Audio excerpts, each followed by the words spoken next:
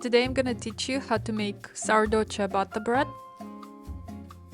This is one of the tastiest and airiest breads you can ever make. I have been baking sourdough breads for more than 6 years, and today I want to take you on a full journey with me and show you all the tips how to make it.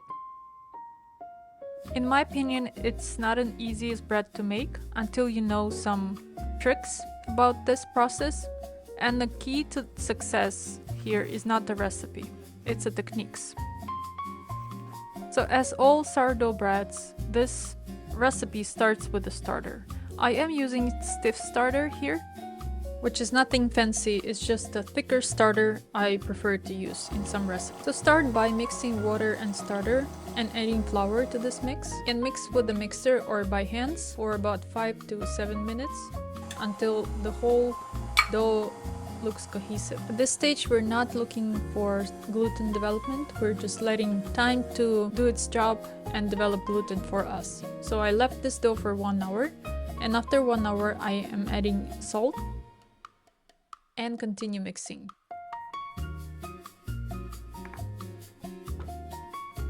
Important note here is that your dough should not reach over certain temperatures during the mix.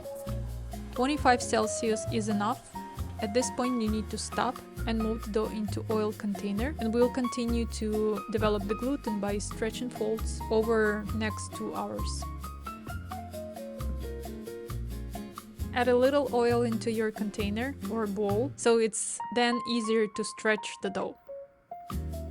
Once your dough in the oil container, leave it to rest for about 45 to 60 minutes.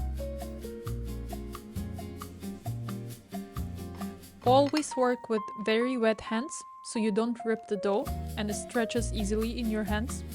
You will need about 2-3 stretches, and I'll show you later when to stop. So why do we stretch the dough? 2 important reasons. We develop gluten without deflating, and we also create the open crumb structure, which is the key for ciabatta bread. Here I'm making my last stretch. You can see that this dough is very smooth, it has cohesive surface, and it's also lightly domed and already puffy. All these signs tell us that we should stop stretching our dough, but to make sure, I am stretching a little piece to make sure it passes the window pane test.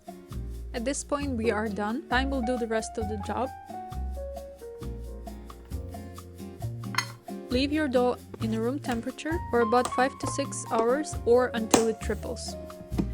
Then move your dough into a fridge and you'll bake it next day.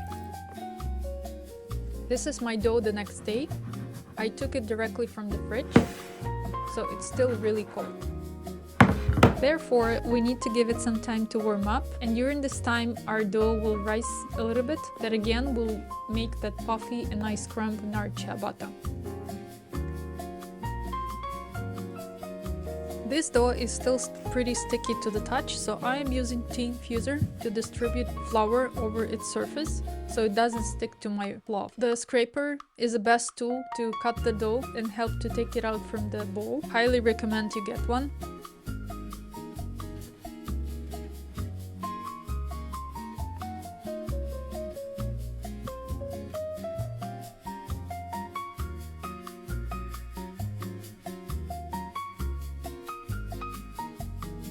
I like to fold it into each other to cover up those sticky parts of the dough.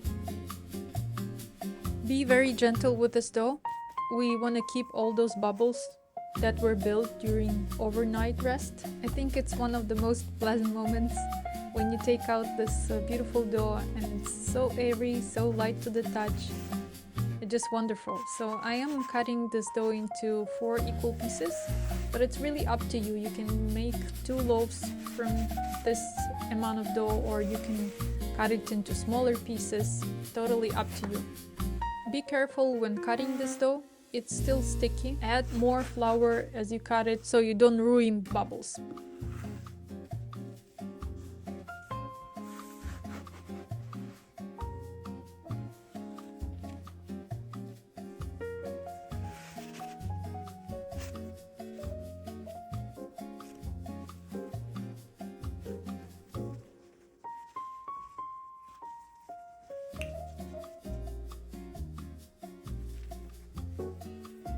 At this point our shaping is done.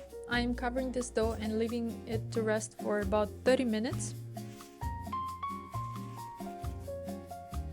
Rise time, it really depends on your room temperature.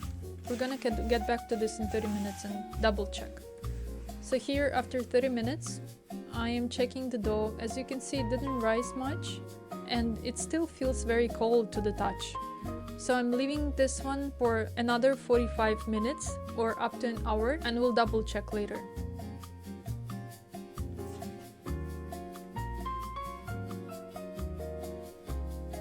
Here's my dough after additional 45 minutes. As you can see, it looks puffier. It already has those tiny bubbles on the top. I think it's ready to be baked. At this moment, your oven should be preheated to 500 Fahrenheit or 260 Celsius. Gently move each piece into a parchment paper. You can also even out dough pieces, but it's totally optional. Even without this step, you will still get really nice looking ciabatta breads.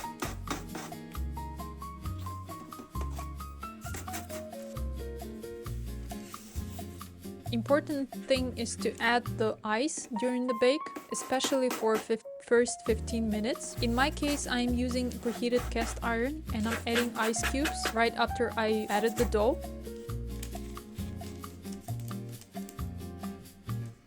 Lower the temperature to 425 Fahrenheit or 220 Celsius once you loaded the dough.